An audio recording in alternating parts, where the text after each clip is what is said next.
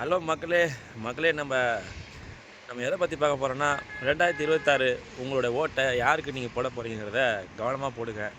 ஏன் சொல்ல வரேன்னா, எனக்கு ஒரு பெரிய பெரிய ஒரு நம்பிக்கையை நான் இழந்துட்டேன். அது நம்ம ஓட்டை இந்த தடவை 2026 ஒழுங்காக போடணுங்க. ஏன்னா ஒரு 3 வருஷத்துக்கு முன்னாடி, அதாவது நம்ம கலைஞர் ஆட்சிக்கு 5 வருஷம் ஆச்சுங்க.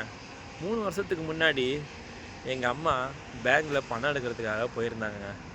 அதாவது நால் ரோட்டில் பேங்க்கில் பணம் எடுக்க ஒரு 2000 ரூபா காசு எடுக்கிறதுக்காக போயிருந்தாங்க. பணத்தை எடுத்துகிட்டு நம்ம ஊரில் ஒரு 4 ரோடு இருக்குங்க. அந்த 4 ரோட்டில் பணம் எடுத்துகிட்டு 4 ரோட்டில் ஒரு பொறி கடை இருக்கும். அந்த பொறி கடையில் கடலை பிள்ளைங்களுக்கு, அதாவது என் பிள்ளைங்களுக்கு பொறி வாங்கிட்டு, நான் அப்போ கல்ஃபில் இருந்தேன். பொரியை வாங்கிட்டு ரோட்டில் நின்றுருந்தவங்கள ஒரு குடிகாரன் புல்லட்டில் வேகமாக அதாவது 4 ரோடு கிராஸ் கூட பண்ணலை, 2 ஸ்டெப்பு எடுத்து வச்சுருக்காங்க, வேகமாக அடித்தாங்க. அடித்த வேகத்துக்கு கீழே விழுந்து மண்டையில் அடிபட்டு 2 கை 2 காலுங்க முடிஞ்சு போய் எனக்கு எங்கள் வீட்டிலேருந்து என் ஒய்ஃபு எங்கள் அண்ணனுங்கெல்லாம் ஃபோன் அடித்து பேசுகிறாங்க. என்ன பேசுகிறாங்க? அம்மா இந்த மாதிரி அடிபட்டாங்க, அம்மா அவ்வளோதான், அம்மா பேச்சு மூச்சு இல்லாமல் ரோட்டில் கிடக்குறாங்கிறாங்க. நான் வெளிநாட்டில் இருக்கிறவன், எனக்கு எப்படி இருக்கும்? பதட்டமாக இருக்கும்ல. ஐயோ என்னாச்சு, போய் பாருங்கள், என்னென்னு தூக்கி பாருங்கன்னு அப்படியே எனக்கு ஒரு மாதிரி ஆயிடுச்சு. என்ன பண்ணுறதுன்னு தெரில. ஆனால் அப்புறம் தூக்கிட்டு ஏதாவது நல்ல ஆஸ்பத்திரி போயிட்டு அம்மா காப்பாற்றுங்கன்னு சொல்லி அவங்க வந்த இடம் தான் டான்லஜி சீனிவாசன். இப்போ அந்த ஆஸ்பத்திரி தான் உங்களுக்கு லைவாக ஷூட் பண்ணிகிட்டு இருக்கேன். என்னடா 2023ங்கிறானே, இன்றைக்கி 2026 நடக்குது அப்படின்ட்டு நீங்கள் நினைக்கலாம். நான் சொல்கிற ஃப்ளாஷ்பேக்கை கேளுங்க. அப்போது என்னோடய ஒய்ஃபு எல்லாம் தூக்கிட்டு இங்கே வந்தாங்க. அப்போது அம்மாவுக்கு மகளிர் காசுலாம் வருது. இது ஸ்கீமில் அப்ளை பண்ணிக்கலாம், பெரிய சர்ஜரி பண்ணணும்னு சொல்லிட்டு பணம்லாம் கேட்டாங்க.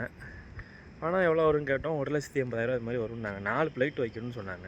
ஸ்கீமில் அப்ளை பண்ணுங்கன்றாங்க. ஸ்கீமில் அப்ளை பண்ணோம், பணம் வரவும் இல்லை. ஆனால் இப்போது 2026 உங்கள் கொள்கையை சொல்லுங்கன்னு சொல்லிட்டு நம்ம ஸ்டாலின் என்ன பண்ணியிருக்காரு, ஒரு ஃபார்ம் ஒன்று கொடுத்து அதில் எழுத சொன்னாப்புல. ஏன்னா ரேஷன் கடைக்கு போகும்போது தான் தெரியுது இந்த மாதிரி ஃபார்ம்லாம் எழுதுறாங்கன்ட்டு.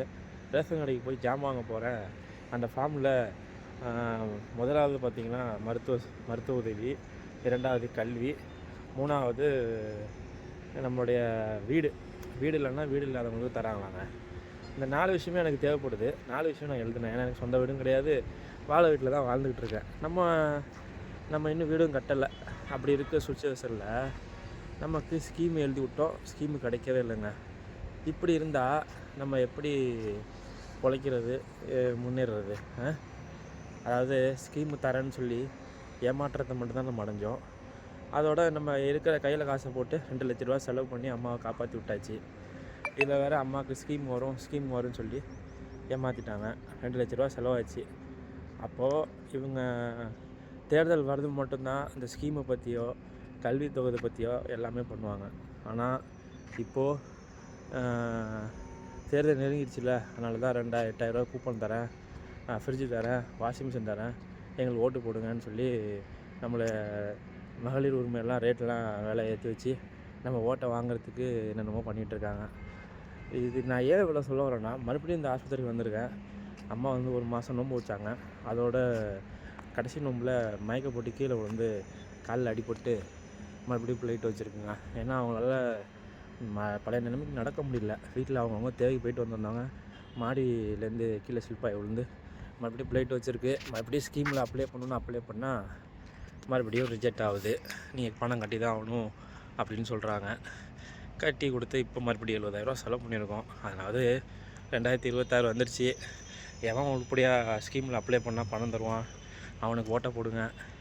ஓட்டை போட்டு மக்கள் நம்ம தான் ஒரு நல்ல தலைவரை உருவாக்கணும். புரியுதுங்களா? இதுக்கப்புறம் நான் என்ன சொல்கிறது, 2026 நெருங்கிடுச்சு. ஓட்டை பார்த்து போடுங்க. வீடியோ பிடிச்சா லைக் பண்ணுங்கள். இது ஒன்றும் ஸ்டோரி கிடையாது, உண்மையாக நடந்த சம்பவத்தை நான் சொல்லியிருக்கிறேன். பார்த்துக்கோங்க. 2026 நெருங்கிடுச்சு. ஓட்டை பார்த்து போடுங்க. வீடியோ பிடிச்சிருந்தா லைக் பண்ணுங்கள், சப்ஸ்கிரைப் பண்ணுங்கள். இன்னொரு வீடியோ நாளைக்கு பார்க்கலாம்.